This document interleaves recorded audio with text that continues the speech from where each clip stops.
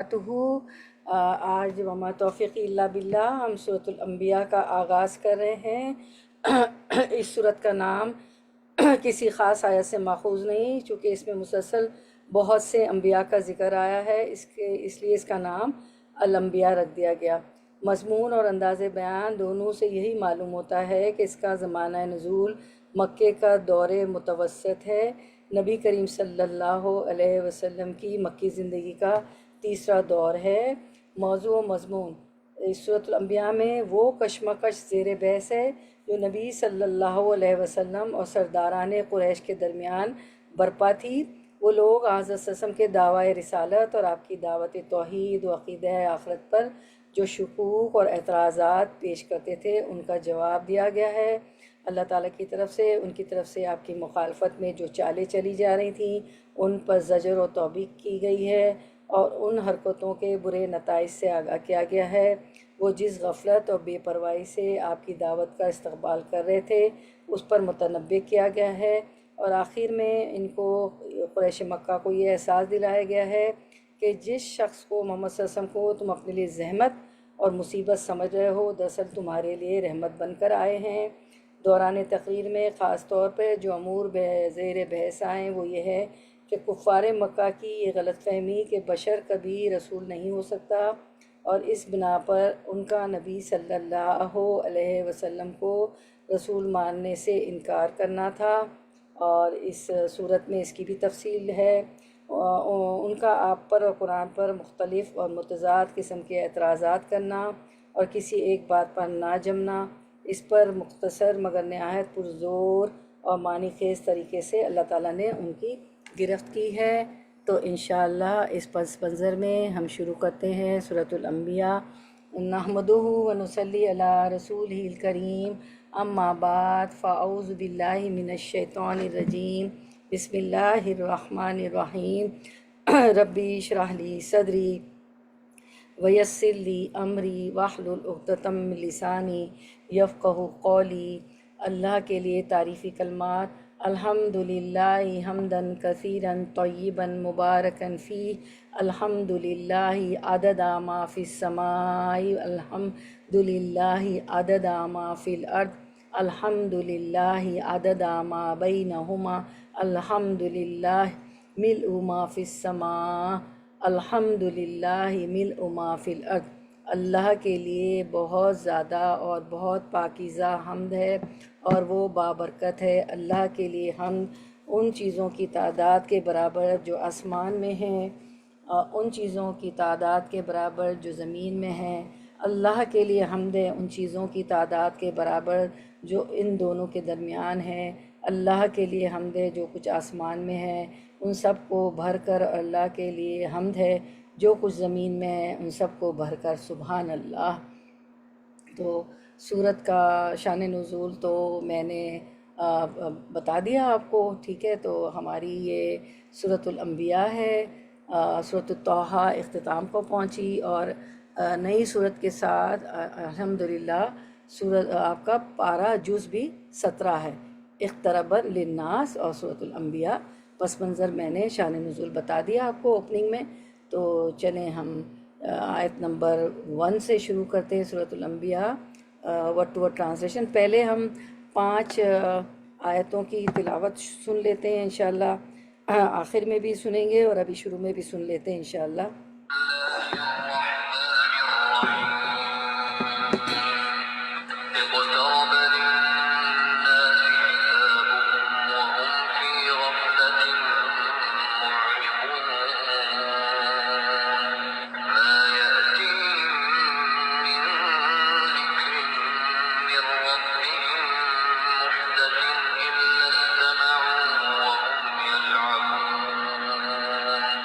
لا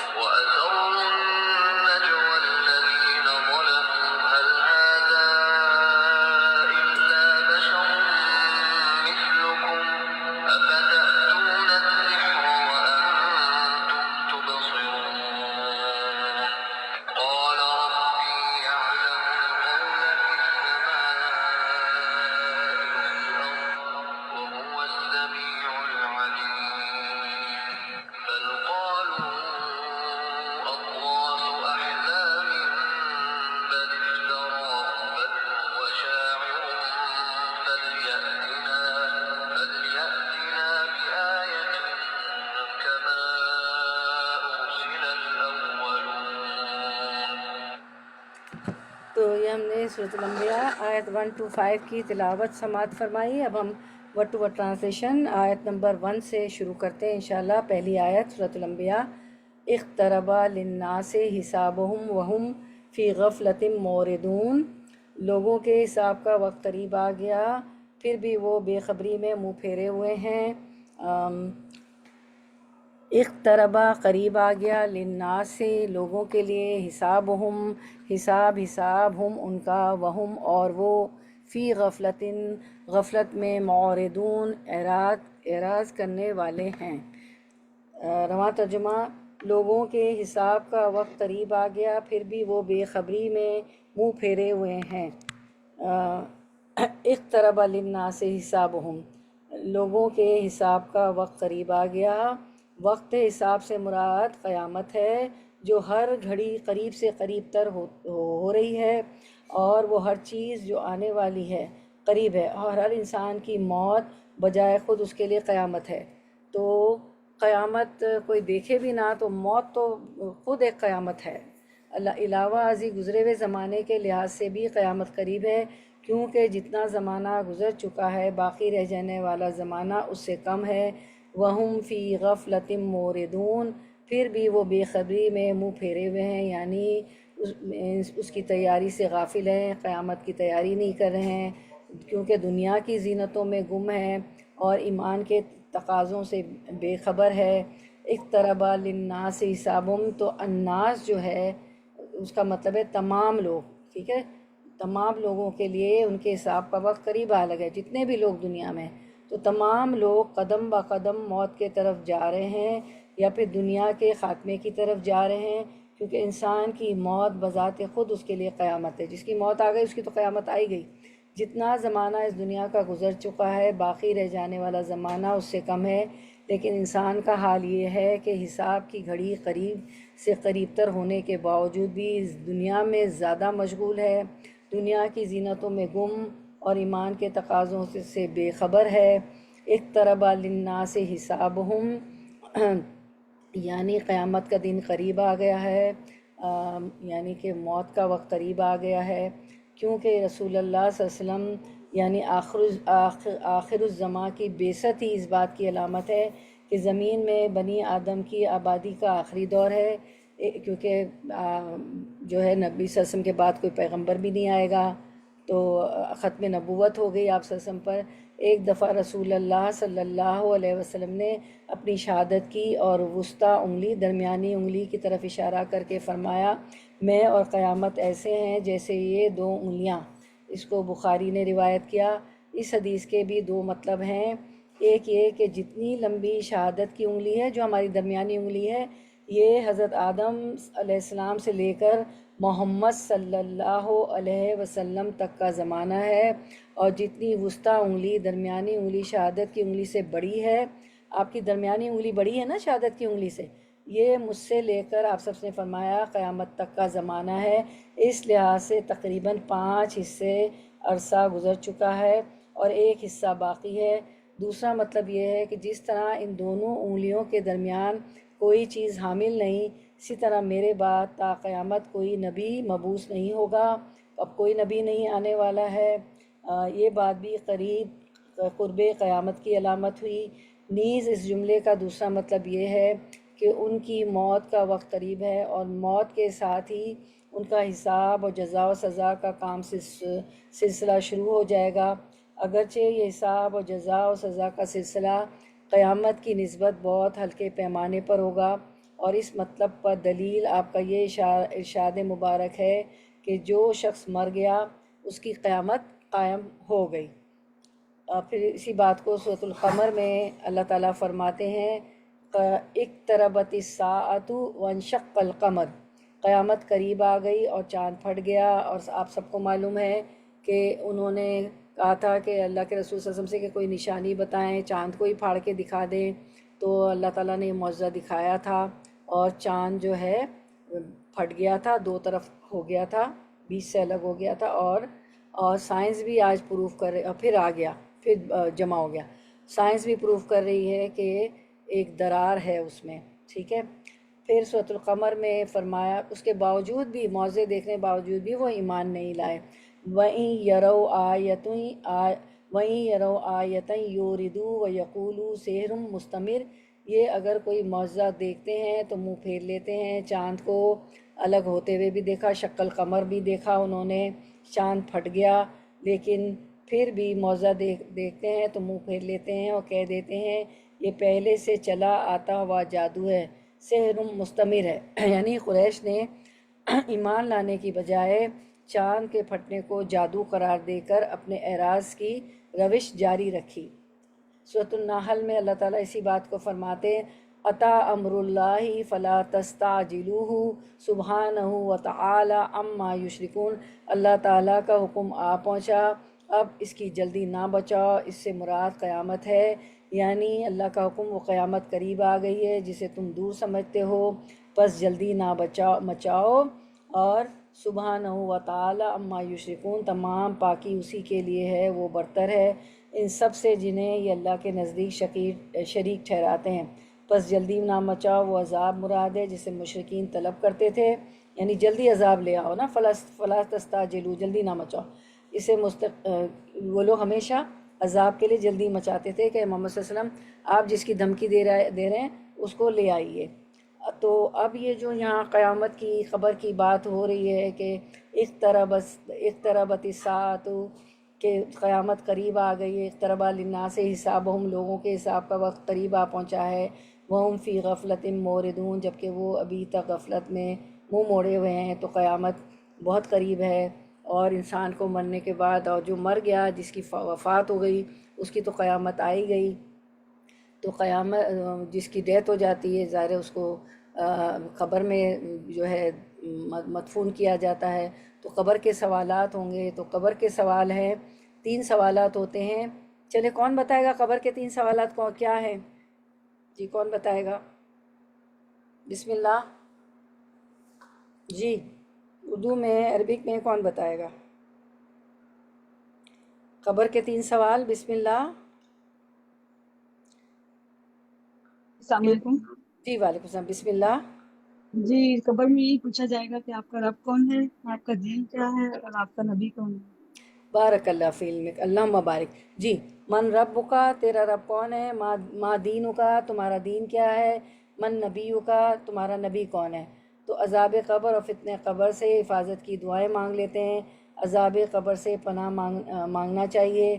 تو پہلی دعا ہے عذاب قبر سے پناہ مانگنے کی، نعوذ باللہ من عذاب القبر، ہم قبر کے عذاب سے اللہ کی پناہ مانگتے ہیں، ٹھیک ہے، آمین یا رب العالمین۔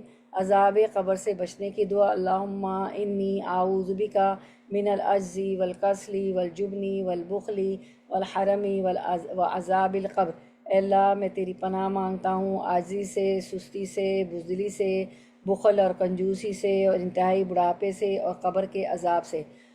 تیسری دعا، اللہم رب جبرائیل و میکائیل و رب اسرافیل اعوذ بکا من حر النار ومن عذاب القبر، اے اللہ جبرائیل و میکائیل اور اسرافیل علیہ السلام کے رب، میں جہنم کی آگ کی گرمی، حر النار، ہر کہتے ہیں آگ کو، میں جہنم کی آگ کی گرمی اور قبر کے عذاب سے تیری پناہ مانگتا ہوں، اے اللہ ہمیں بچا لیجیے گا قبر کے عذاب سے۔ اب یہ حساب کی جو بات آئی تھی، تو حساب سے ہماری آیت ہے نا کہ اقترب للناس حسابہم وہم فی غفلۃ موردون، تو حساب کی جو بات ہوئی ہے، تو حساب سے کیا مطلب ہے؟ آخرت کا حساب۔ اور جو لوگ اس کی تیاری نہیں کر رہے ہیں، نبی صلی اللہ علیہ وسلم نے فرمایا نہ میں دنیا سے ہوں اور نہ دنیا مجھ سے ہے، بے شک مجھے اور قیامت کو اس طرح بھیجا گیا ہے کہ ہم ایک دوسرے سے آگے بڑھنے کی کوشش میں ہیں۔ تو ہم جو ہے حساب کی دعا مانگ لیتے ہیں، اللہم حاسبنی حسابا یسیرا، اے اللہ میرا حساب آسان کیجیے گا۔ رسول اللہ صلی اللہ علیہ وسلم نے فرمایا، ابھی آپ نے حدیث دیکھی تھی، مجھے اور قیامت کو اس انگلی اور اس انگلی کی طرح بھیجا گیا ہے، پھر آپ نے شہادت کی انگلی اور درمیانی انگلی کو ملا دیا۔ جو شخص دنیا سے جاتا ہے تو قبر میں چھوٹا حساب لیا جاتا ہے، عالم برزخ میں بھی، قبر میں بھی حساب ہوتا ہے نا، پھر قیامت کے دن بڑے سوال ہوں گے۔ نبی صلی اللہ علیہ وسلم نے فرمایا، قیامت کے دن ابن آدم کے قدم اپنے رب کے پاس سے اس وقت تک حرکت نہیں کریں گے جب تک اس سے 5 سوال نہ کر لیے جائیں۔ سلسلہ صحیحہ کی حدیث ہے۔ اس کی عمر کے متعلق کہ کس کام میں ختم کی، اس کی جوانی کے متعلق کہ کس کام میں بوسیدہ کی، کس طرح بوڑھا ہو گیا، کیا کام کرتا رہا، اس کے مال کے متعلق کہ کہاں سے کمایا، اور کمایا ہوا مال کہاں خرچ کیا، حلال تھا حرام تھا، صدقہ خیرات زکوٰۃ میں دیا کہ نہیں دیا، اور جتنا علم تھا اس پر کتنا عمل کیا، اور علم کو پہنچانا بھی اس میں آ جاتا ہے۔ تو میں نے تو بس یہی حدیث پڑھ کے نا اتنی ڈری کہ ہمارے جو ہے ان سوالوں کے جواب جب تک ہم نہیں دیں گے قیامت کے دن قدم اپنے رب کے پاس سے اس وقت تک حرکت نہیں کریں گے حشر کے میدان سے۔ میں نے کہا چلو جو بھی الف ب جو بھی جتنا بھی سیکھا ہے اس کو پڑھانا شروع کر دیں، اور بس اللہ تعالیٰ ہم سب کے عمل کروا دے تو انشاءاللہ۔ پھر جو ہے یہاں پر جو ہماری آیت تھی حسابہم سے مراد کیا ہے؟ قیامت کا دن یا موت کا وقت، ٹھیک ہے؟ تو آپ لوگوں کا Q&A ہے کہ جو ہے اس آیت میں ہماری آیت نمبر 1 میں حسابہم سے کیا مراد ہے؟ کون بتائے گا؟ آیت میں دیکھیں آپ، حسابہم، قیامت کے دن کا حساب۔ جی قیامت کا دن یا موت کا وقت، جزاک اللہ خیر۔ چلے Q&A دیکھ لیتے ہیں۔ حسابہم سے مراد قیامت کا دن یا موت کا وقت، اللہم بارک۔ اب آیت نمبر 2 شروع کرتے ہیں، سورۃ الانبیاء، ورڈ ٹو ورڈ ٹرانسلیشن۔ ما یاتیہم من ذکر من ربہم، ما نہیں یاتیہم آتا ان کے پاس، من ذکرن کوئی ذکر، من ربہم ان کے رب کی طرف سے، محدثن نیا، الا مگر، استمعوہ وہ سنتے ہیں، ہوں اسے، وہم جب کہ وہ، اب وہ کا مطلب یہاں اور نہیں ہے، دیکھیں غور سے دیکھیں، جب ہے، ٹھیک ہے؟ کانٹیکس میں ویسے وا کا مطلب اور ہوتا ہے لیکن جب بھی ہوتا ہے، وہم جب کہ وہ، یلعبون وہ کھیل رہے ہوتے ہیں، لعب سے ہے، لعب، لام عین با، لام عین بے، لام عین با، لعب کہتے ہیں کھیل کو۔ تو اگر آپ عرب کنٹریز میں جاتی ہیں، سعودی عربیہ، کویت، دبئی وغیرہ، تو وہاں آپ دیکھتی نا الاب، دکانوں پہ جو ٹوائز کی شاپ ہوتی ہے عربک میں اس پہ لکھتے ہیں الاب، یعنی کھلونے۔ تو لعب، لام عین با، لعب کھیل۔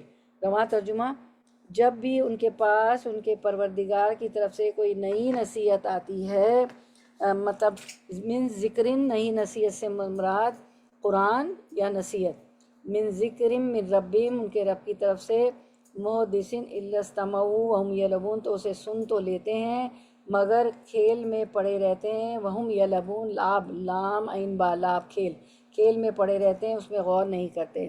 یعنی نئی نصیحت سے مراد کوئی نئی صورت ہے قرآن کی، جب کوئی صورت نازل ہوتی ہے تو اسے سن کر بھی انسنی کر دیتے ہیں۔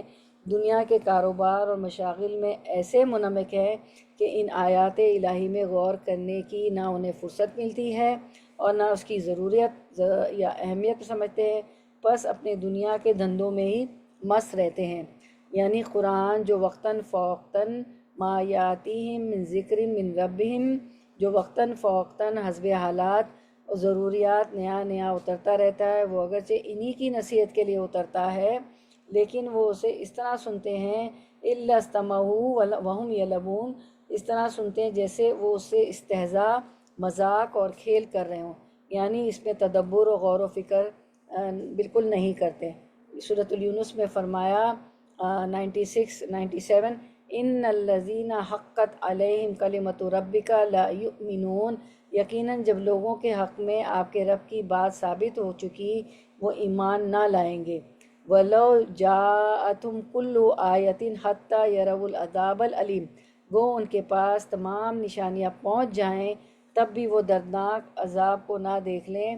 یعنی یہ وہی لوگ ہیں جو کفر و مصیبت الہی میں اتنے غرق ہو چکے ہیں کہ کوئی واعظ ان پر اثر نہیں کرتا، کوئی دلیل ان کے کارگر نہیں ہوتی، اس لیے نافرمانیاں کر کے قبول حق کی فطری استعداد و صلاحیت کو وہ ختم کر لیتے ہیں۔ ان کی آنکھیں اگر کھلتی ہیں تو اس وقت جب عذاب الہی ان کے سروں پر آ جاتا ہے تب وہ ایمان اللہ کی بارگاہ میں قبول نہیں ہوتا۔ اس وقت ان کا ایمان انہیں کوئی فائدہ نہیں دیتا۔ اور پھر ایک حدیث ہمیں ملتی ہے جس میں اللہ کے رسول صلی اللہ علیہ وسلم فرماتے ہیں، اس کو عبید اللہ بن عبداللہ نے روایت کیا عبداللہ بن عباس سے کہ اے مسلمانوں، تم اہل کتاب سے کسی مسئلے میں کیوں پوچھتے ہو؟ تمہاری کتاب جو اللہ تعالیٰ نے تمہیں تمہارے نبی صلی اللہ علیہ وسلم پر نازل کی ہے، یعنی قرآن مجید، وہ اللہ کے یہاں سے بالکل تازہ آئی ہے، خالص ہے، اس میں کوئی ملاوٹ نہیں ہے۔ دوسری کتابوں میں تو ملاوٹ ہے، رہی بھی نہیں، وہ اللہ کے یہاں سے بالکل تازہ آئی ہے، خالص ہے، اس میں کوئی ملاوٹ نہیں ہوئی۔ اور اللہ تعالیٰ نے خود تمہیں بتا دیا کہ اہل کتاب نے اللہ کی کتابوں کو بدل ڈالا، وہ ہاتھ سے ایک کتاب لکھتے اور دعویٰ کرتے ہیں کہ اللہ کی طرف سے ہے تاکہ اس کے ذریعے سے تھوڑی پونجی حاصل کریں۔ تم کو جو اللہ نے کتاب قرآن و حدیث کا علم دیا ہے، کیا وہ تم کو اس سے منع نہیں کرتا کہ تم دین کی باتیں اہل کتاب سے پوچھو؟ کیونکہ یہ لوگ ہر بات جا کے وہاں پہ یہودی موجود تھے نا، یہودی عالم بھی تھے، ان سے جا کے پوچھتے تھے قریش مکہ ساری باتیں۔ جادو بھی آپ صلی اللہ علیہ وسلم پہ یہودی عورت سے کروایا تھا۔ اللہ کی قسم ہم تو ان کے کسی آدمی کو نہیں دیکھتے جو کچھ تمہارے اوپر نازل ہوا ہے اس سے متعلق وہ تم سے پوچھتے ہوں۔ یعنی آپ صلی اللہ علیہ وسلم نے فرمایا کہ تم تو جا کے ان سے باتیں، وہ قریش مکہ تو جا کے ان سے باتیں پوچھتے ہیں، لیکن وہ کبھی بھی نہیں آتے تمہارے پاس جو باتیں پوچھنے تمہارے دین کی۔ اور پھر یہ جو ہم نے دیکھا، اللہ تعالیٰ اس آیت میں فرماتے ہیں کہ ما یاتی من ذکر من ربہم، ان کے پاس ان کے رب کی طرف سے جو بھی نصیحت آتی ہے، تو ذکر سے یہاں مراد، ذکر کا روٹ ورڈ ہے زال کاف را، مراد ہے قرآن اور نصیحت۔ تو آپ کا Q&A ہے آیت نمبر 2 کا کہ اس آیت میں ذکر سے کیا مراد ہے؟ جی کون بتائے گا اس آیت میں ذکر سے کیا مراد ہے؟ جی بسم اللہ۔ جی السلام علیکم۔ نصیحت یا قرآن؟ جی اللہ مبارک، جی جزاک اللہ خیر۔ چلیں اب آیت نمبر 3 ورڈ ٹو ورڈ ٹرانسلیشن۔ لاہیتن قلوبہم، ہاں جی ہمارا آ گیا Q&A۔ اس آیت میں ذکر سے کیا مراد ہے؟ روٹ ورڈ تو زال کاف را ہے، جس کو اردو میں آپ کہتے ہیں زال کاف رے، اور عربک میں را، زال کاف را مراد ہے قرآن اور نصیحت۔ قرآن تو نصیحت ہی ہے نا۔ پھر آیت نمبر 3 ورڈ ٹو ورڈ ٹرانسلیشن۔ لاہیتن قلوبہم، لاہیتن غافل ہیں، قلوبہم دل ان کے، قلوب تو جمع ہے نا، بہت سارے دل نا، سب کی بات کر رہے ہیں اللہ تعالیٰ، تو قلوب تو جمع ہے بہت سارے دل، تو اس کی واحد کیا ہے، سنگولر کیا قلوب کی؟ جی قلب قلب جی قلب، جی جزاک اللہ خیر، بارک اللہ فیک۔ قلوبہم دل ان کے، وَأَسَرُّوا اور چپکے چپکے کی، النجوہ سرگوشی الذین ان لوگوں نے، جنہوں نے ظلموا ظلم کیا، حل نہیں حاضہ یہ الا مگر بشر ایک انسان، مثلکم تمہارے جیسا، افتاتونا کیا پھر تم آتے ہو، السحرا جادو کو، وانتم جبکہ تم، یہاں بھی جبکہ ہے، ٹھیک ہے، وہاں کا مطلب اور نہیں جبکہ ہے، وانتم جبکہ تم، تبصرون تم دیکھتے ہو، تم بصر کا مطلب ہے تم دیکھتے ہو، تبصرون۔ تو رواں ترجمہ، ان کے دل بالکل غافل ہیں، ان ظالموں نے چپکے چپکے سرگوشیاں کی کہ وہ تم ہی جیسا انسان ہے، پھر کیا وجہ ہے جو تم آنکھوں دیکھتے جادو میں آ جاتے ہو۔ لاہیتن قلوبہم، ان کے دل بالکل غافل ہیں۔ لاہیتن سے مراد لام ہا واو، اس کا روٹ ورڈ ہے لہو۔ لہو ہر وہ چیز جو انسان کو اہم مقصد سے ہٹا دے، مراد ہے ایسی چیز جو اپنے اندر انسان کو اتنا مشغول کر دے کہ وہ اہم چیزوں کو بھی بھول جائے، اس کو یاد ہی نہیں رہے۔ لاہیتن کا مطلب یہ ہوتا ہے، لاہیتن قلوبہم، ان کے دل بالکل غافل ہیں، اور کیا کرتے ہیں، وَأَسَرُّوا النَّجْوَىٰ، اور الَّذِينَ ظَلَمُوا، اور جو لوگ ظالم ہیں ان ظالموں نے چپکے چپکے سرگوشیاں کی۔ چپکے چپکے نجوہ اور سرگوشیاں کیوں کرتے ہیں؟ تاکہ مسلمانوں کو کسی کو پتہ نہ چلے۔ کیا سرگوشیاں کرتے ہیں؟ حل ھذا الا بشر مثلکم، کیا کہ وہ تم ہی جیسا انسان ہے، یعنی آپ صلی اللہ علیہ وسلم کو کہتے ہیں کہ وہ تو تم جیسا ایک انسان ہے، اس کو رسول بنا کے بھیج دیا گیا، اور کیا آپ اس کی پیروی کریں؟ ایک انسان کی پیروی کریں. افتاتون السحر وانتم تبصرون، پھر کیا وجہ ہے تم آنکھوں دیکھتے جادو میں آ جاتے ہو. آپ صلی اللہ علیہ وسلم کو ساحر، مجنون کہتے تھے، جادوگر کہتے تھے. یعنی نبی کا بشر ہونا ان کے لیے ناقابل قبول ہے کیا کہ ایک نبی کو تو انسان ہونا ہی نہیں چاہیے. پھر یہ بھی کہتے ہیں کہ تم دیکھ نہیں رہے کہ یہ تو جادوگر ہے، تم اس کے جادو میں دیکھتے بھالتے کیوں پھنستے ہو. ان کے دل تو اور باتوں میں منہمک ہے. لا یتن قلوبہم، اور یہ ظالم واسر النجوى الذین ظلموا، اور یہ ظالم خفیہ مشورے کرتے ہیں. اور کیا خفیہ مشورے؟ هل هذا الا بشر مثلکم، کیا یہ تمہارے جیسے بشر ہی نہیں، یہ تو ایک انسان ہے. افتاتون السحر وانتم تبصرون، نہیں پھر تو دیکھتے بھالتے اس کے جادو میں کیوں پھنستے ہو. اصل میں قریش مکہ قرآن کی دعوت کے شدید مخالف تھے، لیکن اس کے انداز بیان، فصاحت اور بلاغت اور جادو کی سی تاثیر کے وہ خود بھی معترف تھے، اور قرآن کو اسی لحاظ سے جادو کہتے تھے. اور اس جادو کو روکنے کا طریقہ ابتداً انہوں نے یہ اختیار کر لیا تھا کہ سب قریشی سرداروں نے مل کر یہ معاہدہ کیا کہ جب تک ہو سکے قرآن کے سننے اور پڑھنے پر پابندی لگا دی جائے. سننے پر پابندی تو انہوں نے اپنے آپ پر لگائی تھی، مگر یہ قریشی سردار خود بھی اس پابندی کو نبھا نہ سکے اور خود بھی چوری چھپے قرآن سن لیتے تھے، کیونکہ ان کے دل اور ان کے کام قرآن کی لذت سے محظوظ ہونا چاہتے تھے. چنانچہ ایک دفعہ 3 سردار رات کے وقت کعبہ کے گرد کھڑے ہو کر آپ کا قرآن سن رہے تھے. بعد میں راز فاش ہو گیا کہ انہوں نے تو پابندی لگائی، اس کے باوجود سن رہے.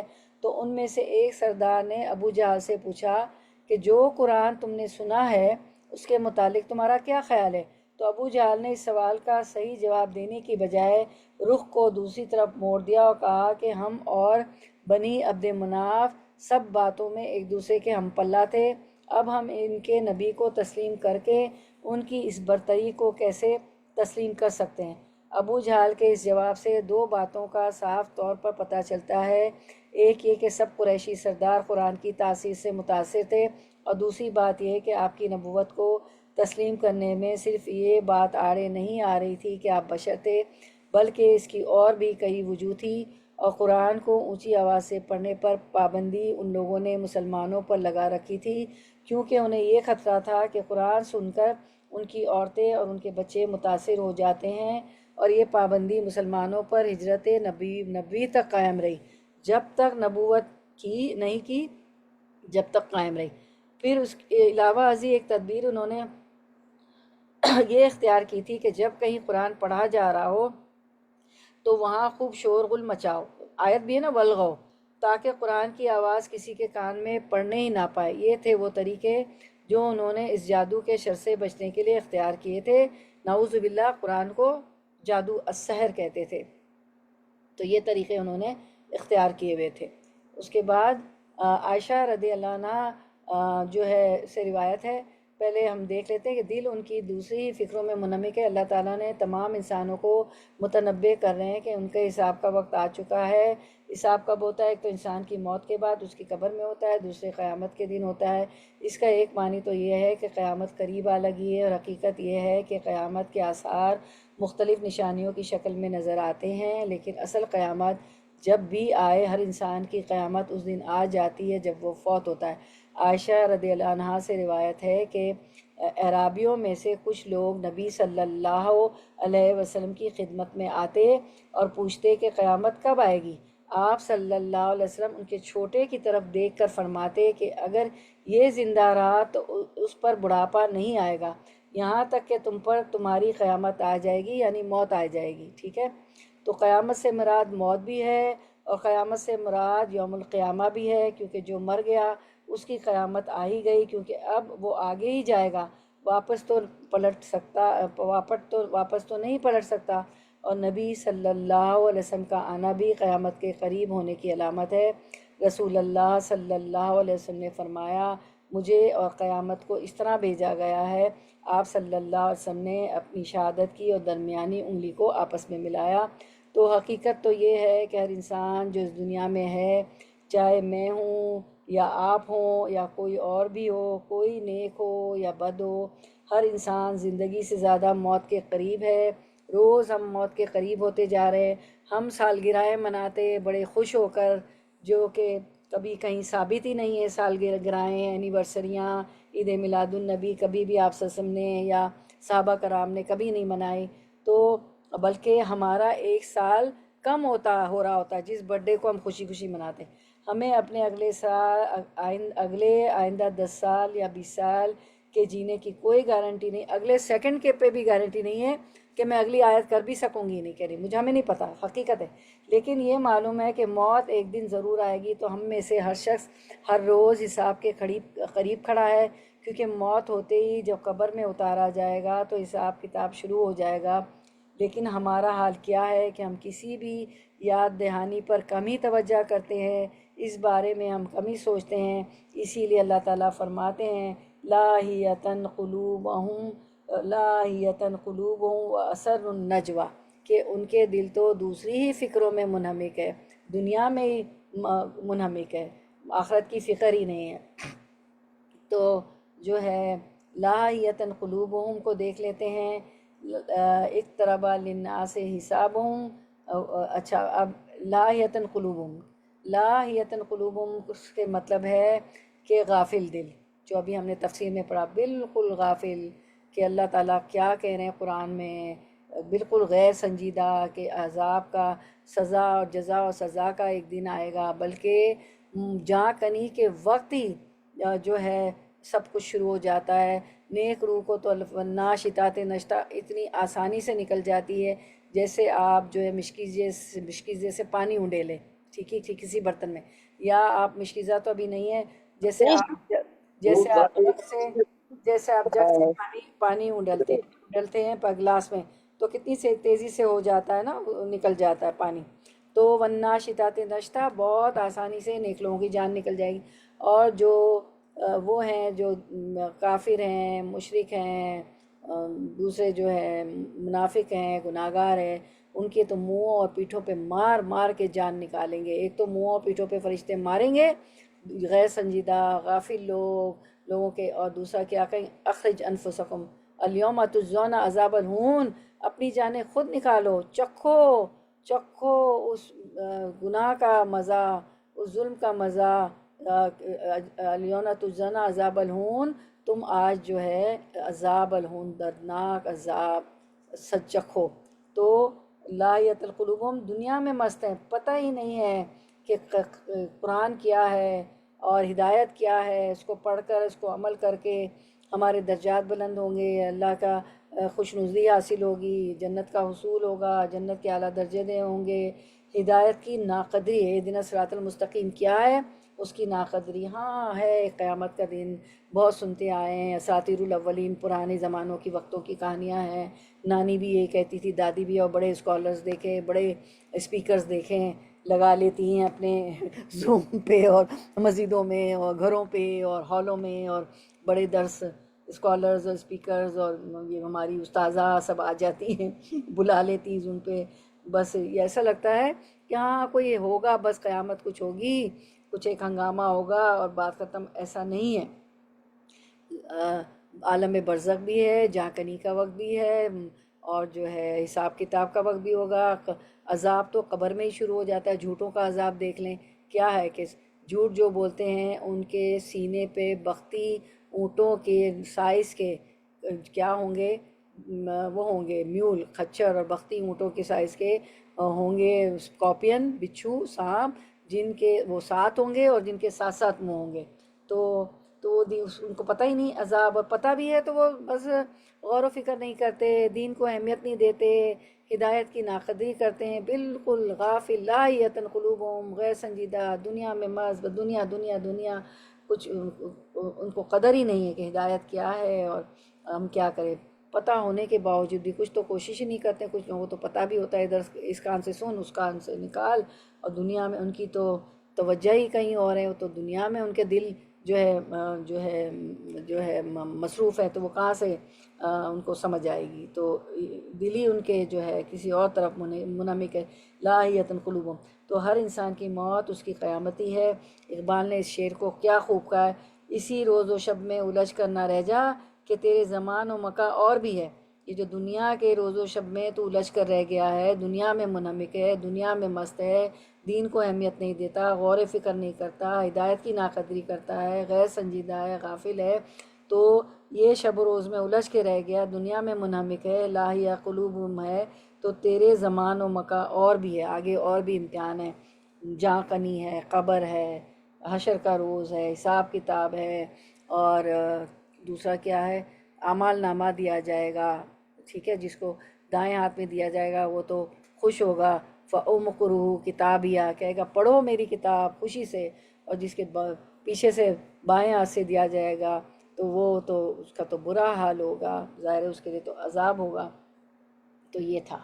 پھر اب آپ کا کیو این اے ہے کہ لاہیتن سے کیا مراد ہے، میں نے آپ کو شروع میں ہی بتایا تھا، بتائیے کون بتائے گا لاہیتن سے کیا مراد ہے؟ جی روٹ ورڈ بھی بتایا تھا، جی بسم اللہ۔ غافل غیر سنجیدہ دل کی، جی جی بالکل، لاہیتن غافل جی جی بولیں بولیں بولیں، ہاں ہماری اسما بہن بھی ٹائپ کر رہی ہیں، جی قلوبہم دل کے لیے، اور لاہیتہ مطلب جو غافل ہے دنیا کے اس میں پڑا ہوا ہے اس دل کے لیے کام ہے۔ جی بالکل بالکل، چلیں جزاک اللہ خیر، ہم دیکھ لیتے ہیں۔ لا یتن سے مراد جو ہے، ایک تو اس کا روٹ ورڈ ہے لا، لام ہا واو، لاہو، ہر وہ چیز جو انسان کو اہم مقصد سے ہٹا دے، مراد ہے ایسی چیز جو اپنے اندر انسان کو اتنا مشغول کرے کہ وہ اہم چیزوں کو ہی بھول جائے، ناقدری کرے، ہدایت کی قدر نہ کرے، بالکل غافل ہو، غیر سنجیدہ ہو، ٹھیک ہے، دین کی اہمیت ہی نہیں جانے، بس دنیا میں اتنا منہمک ہو کہ ان چیزوں کا ٹائم ہی نہ ہو اس کو۔ پھر اللہ تعالیٰ بچا لے ہمارے قلب، ہمیں غافل دل سے بچا لے اللہ تعالیٰ، یتن قلوب سے بچا لے۔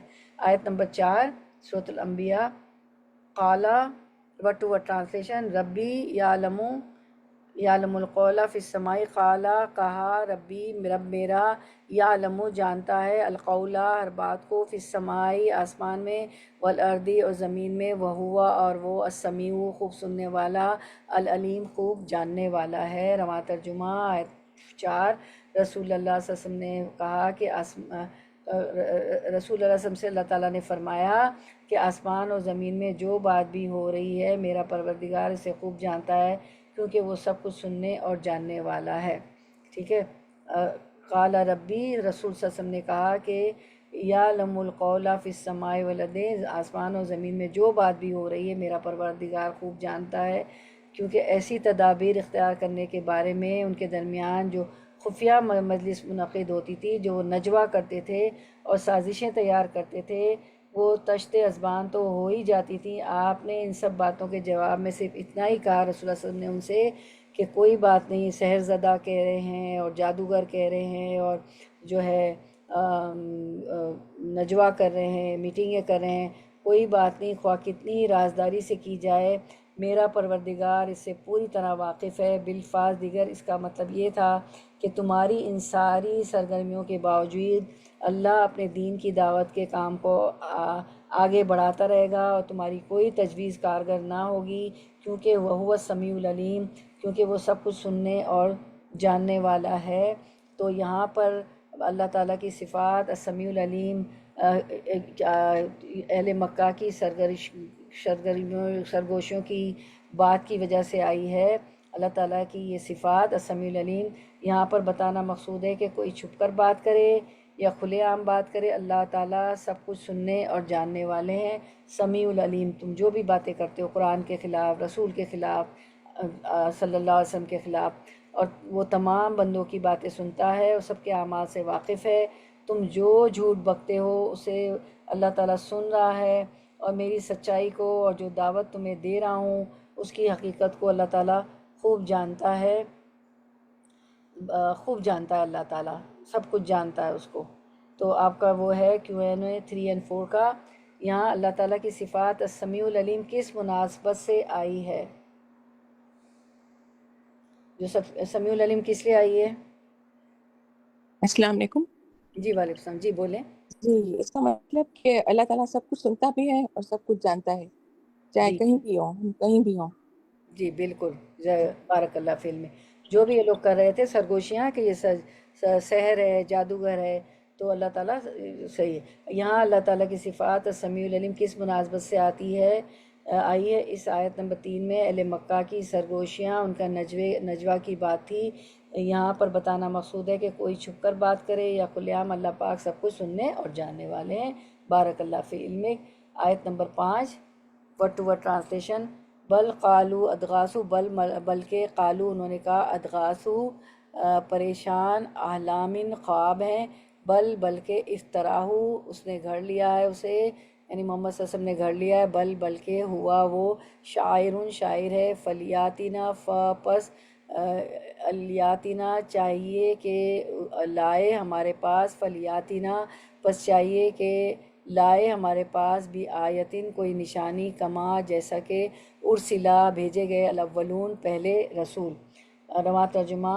بلکہ وہ تو یہ کہتے ہیں یہ قرآن کی آیات پراگندہ خواب ہیں، بلکہ یہ اس کی اپنی خود ساختہ چیز ہے، افترا کی ہوئی ہے، بلکہ یہ شاعر ہے، ورنہ اسے ہمارے پاس کوئی ایسا معجزہ لانا چاہیے جیسا کہ پہلے رسول معجزات دے کر بھیجے گئے. تو بل قالو ادغاسو، ٹھیک ہے، بلکہ وہ تو کہتے ہیں کہ یہ پراگندہ خواب ہے. ادغاس جو ہے دعاد غین سا، دغس کی جمع ہے. دغس کہتے گھاس کو، گھاس نا، گھاس اگر آپ سوکھی گھاس ہاتھ میں لے تو کچھ بھی نہیں ہے، ادھر ادھر اڑ جائے گی. تو وہ کہتے ہیں کہ یہ قرآن تو پراگندہ خواب ہے. بل قالو ادغاسو احلامن، احلامن جو ہے حلمن کی جمع ہے اور جو ہے خواب، ٹھیک ہے. تو بل قالو ادغاسو احلامن، بلکہ وہ یہ کہتے ہیں کہ قرآن کی آیات پراگندہ خواب ہیں. بل افتراہو، بل ہوا شاعر، بلکہ یہ اس کی اپنی خود ساختہ چیز ہے، بلکہ یہ شاعر ہے. نعوذ باللہ.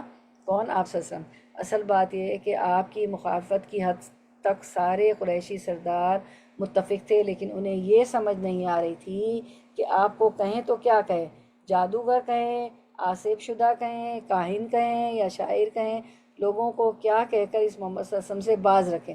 چنانچہ اسی غرض کے لیے قریشی سردار ولید بن مغیرہ کے پاس گئے، جو ابو جہل کا چچا تھا، اور حرب بن امیہ کی وفات کے بعد قریش کی سیادت اسی کے ہاتھ میں آئی تھی.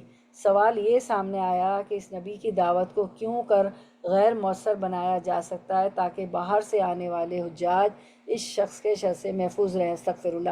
ظاہر ہے حج پہ تو آتے تھے نا لوگ، وہ جیسا بھی بگڑی ہوئی شکل تھی حج کی جو بھی تھا، تو دین ابراہیمی کو تو ماننے والے تھے. حج پہ تو ساری دنیا سے مسلمان آتے تھے، تو اور پھر وہ ان کو تمام حاجیوں کو خلاف کرتے تھے آپ صلی اللہ علیہ وسلم کے. ولید بن مغیرہ سمجھدار آدمی تھا، بولا اس سلسلے میں اپنی اپنی تجاویز پیش کرو.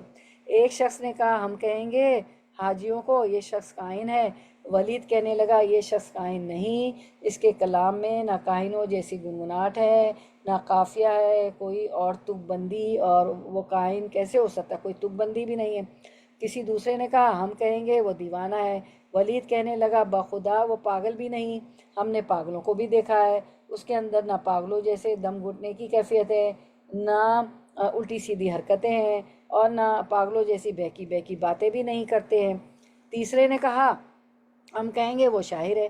ولید کہنے لگا وہ شاعر بھی نہیں، ہمیں رج، حجز، قریز، مقبوض، مبسوط سارے اصناف سخن معلوم ہے، جتنی جو ہوتی ہے نا شاعری کی اصناف سخن وہ ہمیں معلوم ہے، کیونکہ یہ تو شاعر تھے نا، سارے شاعری میں ہی بات کرتے تھے، عربی ادب میں بہت آگے تھے، تو شاعری کو بہت اچھی طرح جانتے تھے. تو اس کی بات بہرحال شعر بھی نہیں ہے. چوتھے نے کہا ہم کہیں گے کہ وہ جادوگر ہے. ولید نے کہا وہ جادوگر بھی نہیں، یہ شخص نہ تکے لگاتا ہے، نہ جھاڑ پھونک کرتا ہے، نہ گرا لگاتا ہے، ٹھیک ہے، تو ایسا بھی نہیں ہے. تو چوتھے نے کہا کہ تو تب لوگوں نے جھنجھلا کر کہا پھر تم ہی اپنی بے داغ رائے پیش کرو، کیونکہ سب نے اس کی باتوں کو وہ کہہ رہا تھا ایسا بھی نہیں، ایسا بھی نہیں ہے ولید بن مغیرہ. تو سب لوگوں نے جھنجھلا کر کہا پھر تم ہی اپنی بے داغ رائے پیش کرو. وہ کہنے لگے مجھے ذرا سوچ لینے دو. بڑی سوچ بچار کے بعد اس نے اپنی رائے پیش کی کہ تم لوگ یوں کہہ سکتے ہیں کہ یہ شخص ایسا کلام پیش کرتا ہے جو ایسا جادو ہے جس سے بھائی بھائی سے، باپ بیٹے سے، شوہر بیوی سے جدا ہو جاتا ہے اور کنبے قبیلے میں پھوٹ پڑ جاتی ہے. چنانچہ اس تجویز پر متفق ہو کر سب لوگ رخصت ہو گئے۔ اور ایسا ہی ہوا تھا نا، ہر گھر میں کوئی نہ کوئی مسلمان ہو گیا تھا، کسی کی بیوی، کسی کا شوہر، کسی کا بیٹا ہے نا، کسی کا بھائی، کسی کا باپ۔ چنانچہ اس تجویز پر عمل درآمد کے لیے قریش نے 11 رکنی کمیٹی تشکیل دی، جس کا سربراہ ابو لہب تھا۔ جہاں کہیں رسول اللہ صلی اللہ علیہ وسلم تبلیغ کے لیے پہنچتے، وہاں ابو لہب بھی پیچھے پیچھے پہنچ جاتا اور کہتا، لوگوں اس شخص کی بات پر کان نہ دھرنا، یہ بے دین ہے۔ ایسا کلام پیش کرتا ہے جس سے کنبے قبیلے میں دشمنی پڑ جاتی ہے۔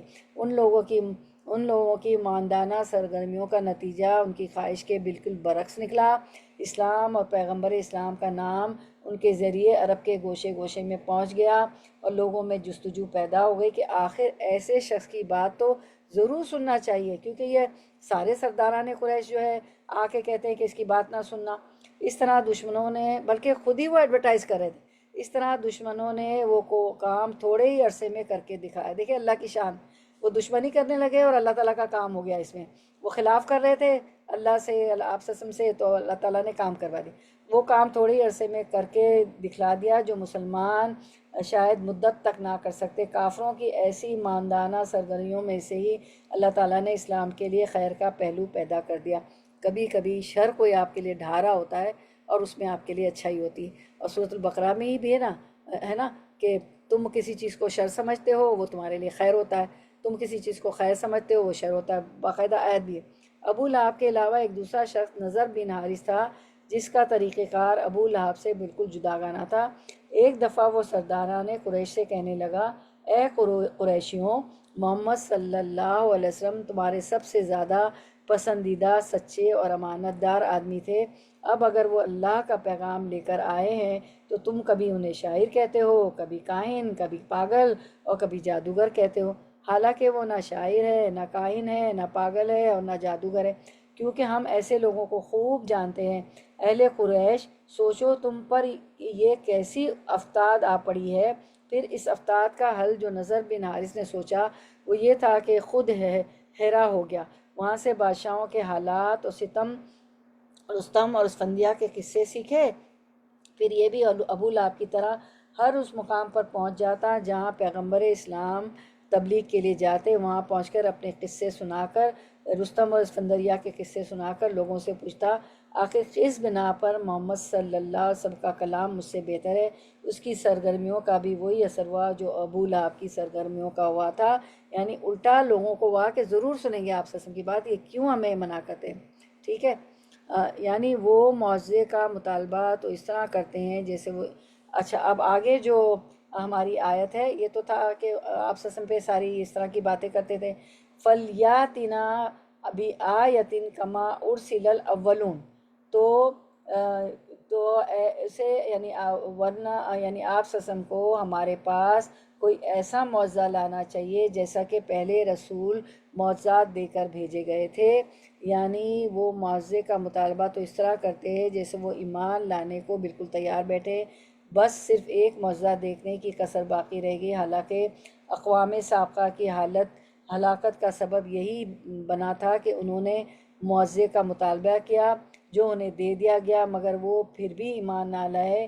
اب اس بات کی کیا ضمانت ہے کہ معجزہ دے کر ایمان لے ہی آئیں گے؟ یہ بھی سابقہ اقوام کی طرح اپنی ہلاکت کے درپے ہو چکے ہیں۔ تو ان کی سرگوشی کرنے والے ظالموں نے اسی پر بس نہیں کیا، بلکہ کہا کہ یہ قرآن تو پریشان خواب کی طرح حیران کن افکار کا مجموعہ، بلکہ اس کا اپنا گھڑا ہوا ہے، بلکہ شاعر ہے، بل قالوا اضغاث احلام بل افتراہ بل ہوا شاعر۔ اور یہ قرآن کتاب ہدایت نہیں، شاعری ہے، نعوذ باللہ، استغفر اللہ۔ یعنی کسی ایک بات پر ان کو قرار نہیں، ہر روز ایک نیا پینترا بدلتے، جو کہ ساری اب میں نے آپ کو ہسٹری سنائی، اور نئی سے نئی الزام تراشی کرتے ہیں۔ پھر فَلْيَأْتِنَا بِآیَةٍ كَمَا أُرْسِلَ الْأَوَّلُونَ، وہ تو اسے چاہیے کہ ہمارے سامنے کوئی ایسی نشانی لاتے جیسے اگلے پیغمبر بھیجے گئے تھے، یعنی جس طرح سمود کے لیے اونٹنی آئی تھی، ہے نا، صالح علیہ السلام کی اونٹنی، ان کے مانگنے پر اللہ تعالیٰ نے اونٹنی نمودار کر دی۔ موسیٰ علیہ السلام کو عصا اور ید بیضا دیا گیا، تو اس طرح کے وہ جو ہے کیا مانگتے تھے، معجزے مانگتے تھے، جبکہ قرآن تو خود ایک معجزہ تھا، اور شق قمر بھی ہوا، چاند بھی پھٹا، اور ویسے بہت سے معجزے آپ صلی اللہ علیہ وسلم کی زندگی میں تو تھے۔ کھانے میں برکت ہو جاتی تھی، ایک پیالے میں پورے کتنے کتنے لوگ پی لیتے تھے، ہزاروں لوگ پی لیتے تھے۔ تو اصل میں اہل مکہ نبی صلی اللہ علیہ وسلم سے مطالبہ کرتے تھے کہ جیسے پہلے کے رسول اپنی قوموں کے پاس معجزے لے کر آئے، ایسے آپ صلی اللہ علیہ وسلم بھی ہمارے لیے معجزے لائیں۔ یعنی قوم سمود کی اونٹنی جیسے آئی، موسیٰ علیہ السلام کا عصا اور ید بیضا تھا۔ اب آپ کا Q&A ہے کوشچن 5 کا، کہ اہل مکہ نبی صلی اللہ علیہ وسلم سے کیا مطالبہ کرتے تھے، کیا معجزہ کیا مطالبہ کرتے تھے، کیوں کرتے تھے؟ جی کون بتائے گا؟ Q&A ہے آپ کا، آیت نمبر 5، آیت بھی سامنے ہی ہے۔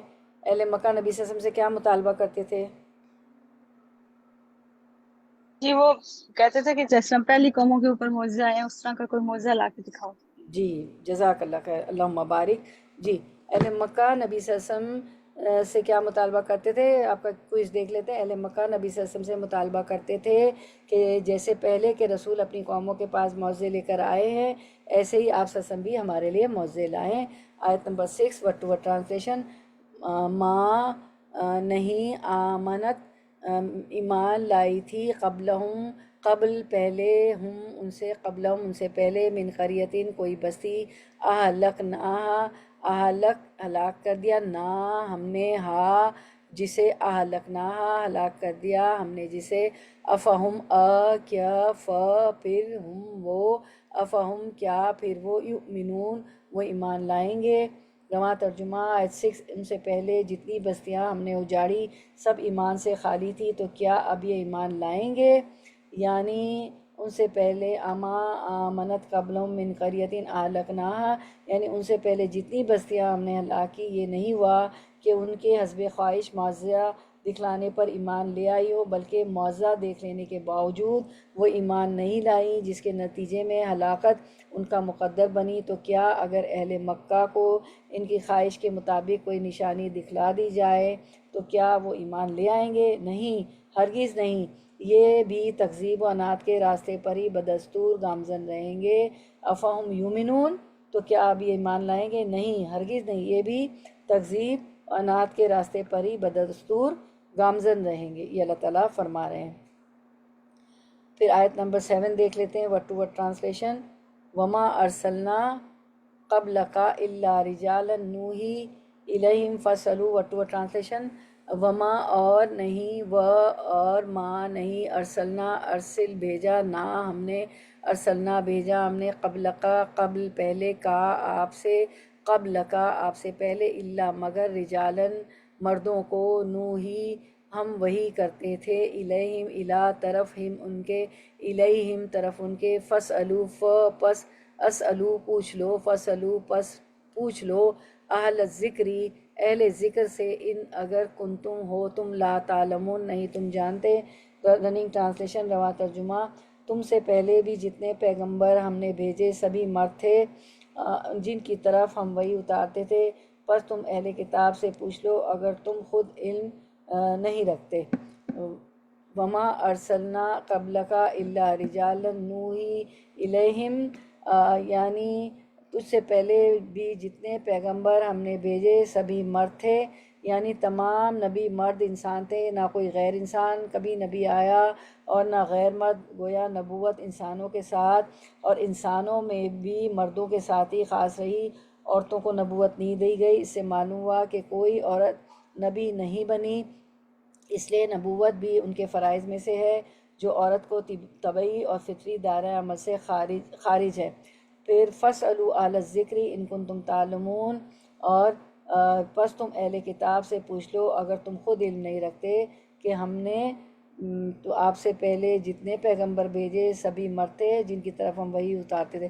اہل الذکر سے مراد اہل علم ہے، اہل علم سے مراد اہل کتاب ہیں، اہل کتاب کے عالم ہیں جو سابقہ آسمانی کتابوں کا علم رکھتے تھے، تورات کا، زبور کا۔ ان سے پوچھ لو کہ پچھلے انبیاء جو ہو گزرے ہیں وہ انسان تھے یا غیر انسان، وہ تمہیں بتلائیں گے کہ تمام انبیاء انسانی تھے، کیونکہ وہ لوگ تو جا کے پوچھتے تھے نا یہودیوں سے ساری باتیں، اور جو ہے آپ سے کو آزماتے بھی تھے۔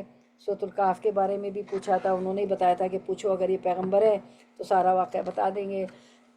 تو اللہ تعالیٰ فرما رہے ہیں کہ جب ان کو اعتراض ہوا نا کہ یہ تو ایک بشر ہے، پچھلی آیت میں پڑھا نا کہ اور یہ نبوت تو انسان کو نہیں کرنی چاہیے، کوئی فرشتہ اتار دیتے اللہ تعالیٰ، کوئی خزانہ اتار دیتے، تو اللہ تعالیٰ فرماتے ہیں کہ اہل الذکر سے پوچھ لو، ویسے بھی باتیں جا کے پوچھتے ہو کہ ان کے جو ان کی کتابوں میں پوچھ لو کہ کیا ان کے جو پیغمبر تھے وہ بھی بشر ہی تھے۔ سورۃ التغابن میں اسی بات کو فرمایا، فقالوا ابشر یہدوننا، وہ کہنے لگے کہ آدمی ہماری رہنمائی کریں گے۔ پھر جو ہے سورۃ یوسف میں 109 میں بھی یہی بات فرمائی، وما ارسلنا من قبلک الا رجالا نوحی الیہم من اہل القری، آپ سے پہلے ہم نے بستی والوں میں جتنے رسول بھیجے ہیں سب مردی تھے جن کی طرف ہم وہی نازل فرماتے تھے۔ یہ آیت اس بات پر قطعی حکم ہے کہ تمام نبی مرد ہوئے ہیں، عورتوں میں سے کسی کو نبوت کا مقام نہیں ملا۔ اسی طرح ان کا تعلق قریہ سے تھا، افلم یسیروا فی الارض فینظروا کیف کان عاقبۃ الذین من قبلہم، اس طرح ان کا تعلق قریہ سے تھا، بستی سے تھا، جو قصبہ، دیہات اور شہر سب شامل ہیں، ان میں سے کوئی بھی اہل بادیہ صحرا نشینیوں میں سے نہیں تھا، سب جو ہے مردی آئے اور بستیاں، شہر، دیہات سب میں آئے۔ اس کے بعد سورۃ الاعقاف میں فرمایا، قل ما کنت بدعا من الرسل وما ادری ما یفعل بی ولا بکم، اے محمد صلی اللہ علیہ وسلم آپ ان سے کہیے کہ میں کوئی نرالا رسول نہیں ہوں، میں یہ بھی نہیں جانتا کہ مجھ سے کیا سلوک کیا جائے گا اور تم سے کیا، میں تو اسی چیز کی پیروی کرتا ہوں جو میری طرف وحی کی جاتی ہے، اور میں تو محض ایک واضح طور پر ڈرانے والا ہوں۔ تو یہاں یعنی اے محمد صلی اللہ علیہ وسلم آپ سے پہلے بھی ہم نے انسانوں ہی کو رسول بنا کر بھیجا تھا جن پر ہم وحی کیا کرتے تھے، یعنی پہلے پیغمبر معجزات لائے لیکن وحی بھی لائے تھے، تو آپ صلی اللہ علیہ وسلم کی طرف بھی وہی بھیجی جا رہی ہے، اور آپ صلی اللہ علیہ وسلم کا معجزہ تو خود قرآن تھا جو وحی الہی پر مبنی ہے۔ تم لوگ اگر علم نہیں رکھتے تو اللہ تعالیٰ فرماتے ہیں اہل کتاب سے پوچھ لو، یعنی اہل کتاب سے پوچھو کہ ان کے پیغمبروں کے پاس کیا آیا تھا۔ یہاں سے ایک اہم بات ہمیں پتہ چلتی ہے کہ جو بات معلوم نہ ہو وہ کسی سے پوچھ لی جائے، سوال کر لیا جائے، کیونکہ سوال کرنے سے انسان کو مشکل سے نجات مل جاتی ہے، اس کا شرح صدر ہو جاتا ہے، اس کا غم دور ہو جاتا ہے۔ یہی بات اللہ تعالیٰ فرما رہے ہیں کہ تم بھی اہل کتاب سے پوچھ لو، لیکن سوال بھی حد کے اندر رہ کر، سوالوں کی کثرت بھی ناپسندیدہ ہے، لیکن سوال کس سے کیا جائے؟ جو اس کا جواب جانتا ہو، اور اگر کوئی اس بات کا اقرار کرے کہ میں نہیں جانتا تو اس کی بات کو مان لیا جائے، کیونکہ بعض لوگ سوال کا جواب دینے کی کوشش کرتے ہیں۔ بہرحال کوشش کرتے ہیں ہر حال میں، ہر صورت میں، چاہے جواب آتا ہو یا نہ آتا ہو تو وہ جواب دیتے ہیں، تو نہ آتا ہو تو اس سے پرہیز کرنا چاہیے۔ سوال کرنے کا فائدہ کیا ہے؟ تاکہ انسان غلط کام سے بچ جائے۔ اس پر ہمیں ایک حدیث ملتی ہے، جابر رضی اللہ عنہ کہتے ہیں، اس میں بھی آپ صلی اللہ علیہ وسلم سوال کرنے کو کہتے ہیں۔ اس حدیث میں بھی جابر رضی اللہ عنہ کہتے ہیں کہ ہم ایک سفر میں نکلے تو ہم میں سے ایک شخص کو پتھر لگ گیا اور اس کے سر میں زخم ہو گیا، پھر اسے احتلام بھی ہو گیا۔ اس نے اپنے ساتھیوں سے پوچھا کہ تم میرے لیے تیمم کی رخصت پاتے ہو؟ کیونکہ انہیں احتلام ہو گیا، تو اب یہ ہے کہ کیا ہوتا ہے کہ نہانا ضروری ہوتا ہے نا، اب ان کے سر میں تو زخم تھا، تو وہ پوچھنے لگے کہ کیا میں تیمم کی رخصت رکھتا ہوں، یعنی میں غسل نہ کروں، کہیں ایسا نہ ہو کہ مجھے پتھر لگا ہے اور میرے سر میں زخم ہے تو نہانے سے زخم اور بڑھ جائے، اس میں پانی نہ چلا جائے۔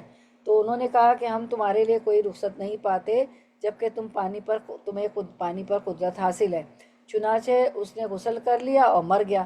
جب ہم نبی صلی اللہ علیہ وسلم کے پاس پہنچے اور آپ کو اس کی خبر دی گئی تو آپ نے فرمایا انہوں نے اس کو قتل کر ڈالا، کیونکہ انہوں نے کہا زخم کے باوجود بھی کہ انہوں نے مشورہ مانگا، تو صحابہ نے کہا نا کہ پانی تم غسل کر لو، تو اللہ انہیں ہلاک کرے، انہوں نے پوچھ کیوں نہ لیا جبکہ انہیں علم نہ تھا، اور بے شک عاجز جاہل کی شفا سوال کر لینے میں ہے۔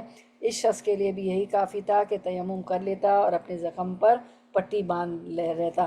تو یہی چیز آپ صلی اللہ علیہ وسلم فرما رہے ہیں کہ تم لوگ پوچھ لیتے علم نہیں تھا تو اور یہ فتویٰ تو بعض اوقات لا علمی میں فتویٰ دیتا ہے انسان تو دوسروں کی زندگی برباد ہو جاتی ہے، کوئی جان سے جاتا ہے، کوئی مال سے جاتا ہے، اور کوئی کسی اور چیز سے. تو اس لیے اپنی طرف سے باتیں جواب نہیں دینا چاہیے، فتاوے نہیں دینا چاہیے. نہیں پتا ہو تو اہل العلم سے، اہل الذکر سے، الراسخون فی العلم سے پوچھ لینا چاہیے. یہی بات اللہ تعالیٰ فرماتے. ہمیں اور 2 حدیثیں ملتی ہیں کہ حضرت علقمہ سیدنا عبداللہ سے بیان رضی اللہ عنہ سے بیان کرتے ہیں کہ آپ صلی اللہ علیہ وسلم نے نماز پڑھائی تو نماز میں کچھ کمی بیشی ہو گئی. جب سلام پھیرا تو لوگوں نے عرض کیا یا رسول اللہ صلی اللہ علیہ وسلم نماز کے متعلق کوئی نیا حکم آ گیا ہے؟ آپ صلی اللہ علیہ وسلم نے فرمایا کیوں؟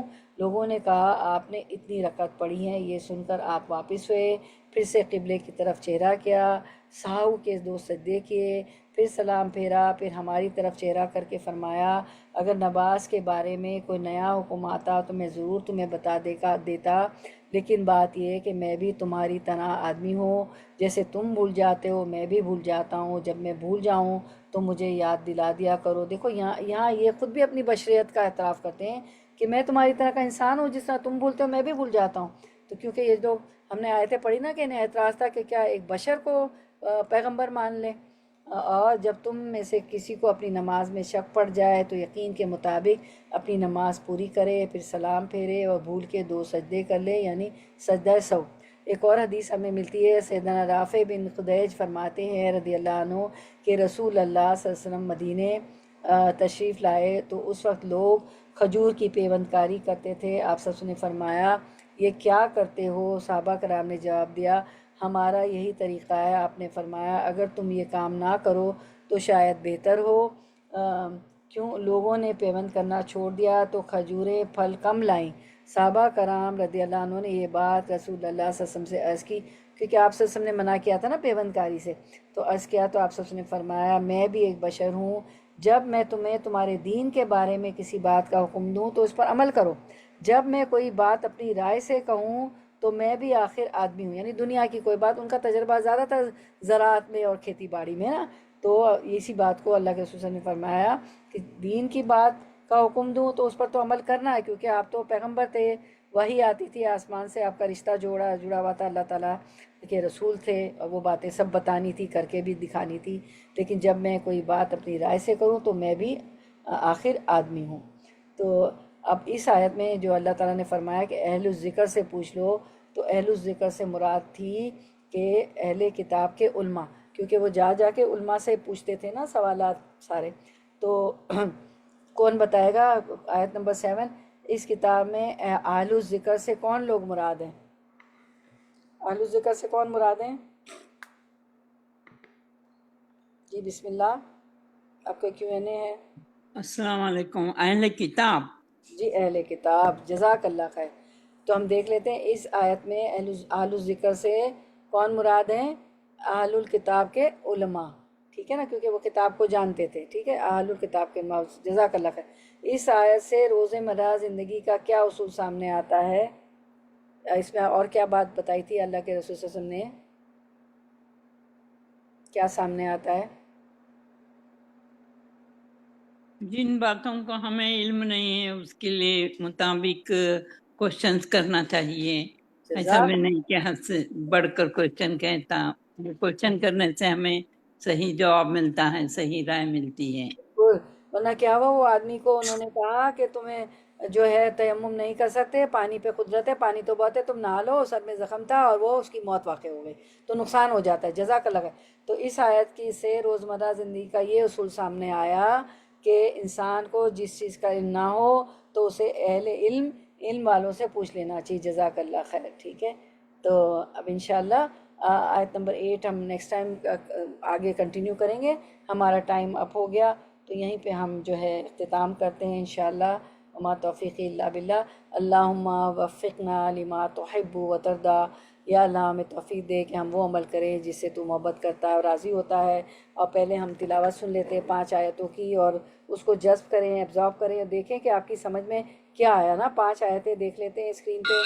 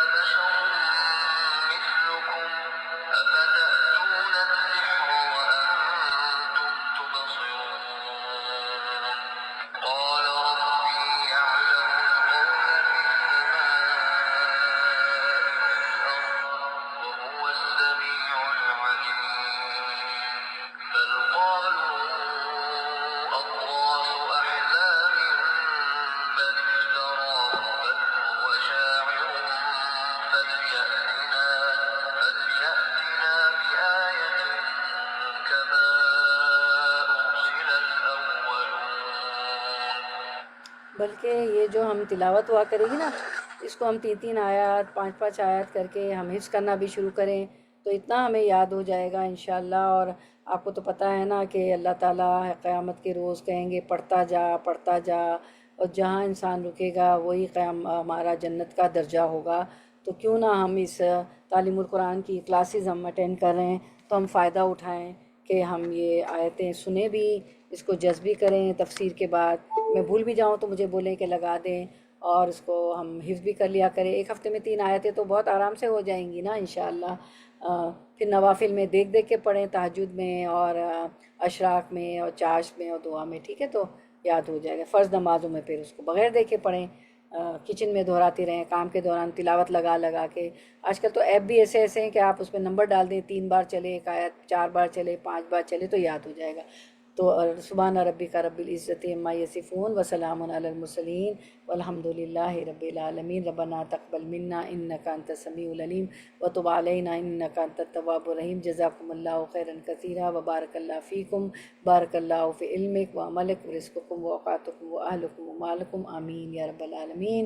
سبحان ربک رب العزت وآخر دعوانا ان الحمد للہ رب العالمین۔ سبحانک اللہم وبحمدک، اشہد ان لا الہ الا انت، استغفرک واتوب الیک۔ السلام علیکم ورحمۃ اللہ وبرکاتہ۔ اور اپنی دعاؤں میں دوسری بہنوں کو بھی یاد کر رکھیں۔ سورہ قرآن میں 25 تک ہماری بہنیں پہنچ جاتی ہیں، دیکھیں آج کا میں دعا کیا کریں کہ وہ اللہ تعالیٰ ان کی جو مصروفیات ہوتی ہے، جب کچھ نہ کوئی مصروفیات ہوتی ہے ان کو فارغ کرے، اور یہ 1 گھنٹہ جو ہم اللہ کے لیے نکالتے ہیں وہ بھی جو ہم فائدہ اٹھا رہے ہیں وہ لوگ بھی اٹھائیں۔ دعاؤں سے بہت جو ہے اثر ہے اللہ تعالیٰ سے۔ ابھی آپ نے پڑھا سمیع علیم، ویسے بھی آپ کو پتہ ہے آیت بھی ہماری تھی، تو اللہ تعالیٰ سنے گا۔ زیادہ سے زیادہ بہنیں، اور خود بھی کوشش کریں کہ ایک بہن 10 کو لائے تو 100 ہو جائیں گی ہماری انشاءاللہ۔ آپ لوگ میرا خیال ہے ہم میں کچھ کمی ہے، ہم کچھ کوشش نہیں کریں، میں خاص طور پر میں کہ جو ہے زیادہ سے زیادہ استفادہ بہنیں حاصل کریں، تو ہم کوشش کریں گے۔ لنک بھیجیں گے سسٹرز آف نیو یارک کا جو بھی ہمارا گروپ ہے، اور ریکارڈنگز بھیجیں گے، بات چیت کریں کہ آج ہم نے یہ سیکھا، ہم یوں غفلت سے بیدار ہوئے، لاہیت قلوب ان پہ بات کریں، اسکرین شاٹ بھی آپ نے لیے انشاءاللہ۔ چلیں